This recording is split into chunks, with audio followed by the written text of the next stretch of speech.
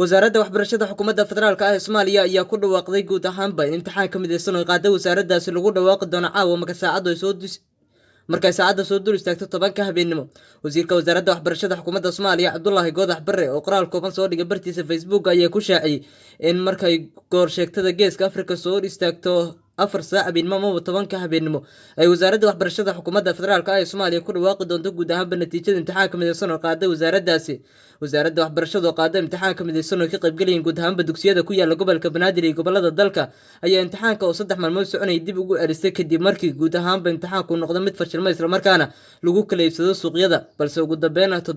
toddobaadyo kadib ayay dib u qaaday wasaaraddu, waxaana suurto gashay in imtixaanka uu muddo 5 maalmood soconayay uu si nabad ah ku soo dhamaado isla markaana guud ahaanba lagu qaado maamul goboleedyada iyo magaalada caasimadda ee Muqdisho marka laga reebo maamul goboleedka Puntland oo qaatay imtixaan iskiisa. Si kastaba ha ahaatee, wasiirka wasaaradda waxbarashada Cabdullaahi Goodax Barre ayaa tilmaamay in 23 bishan oo maanta ah caawa markay soo dul istaagto 10 habeenimo TV-ga qaranka ee SNTV looga dhawaaqi doono imtixaanka midaysan ee natiijada, waxaana guul u rajeeyay guud ahaanba ardayda ka qayb qaadatay imtixaankaasi.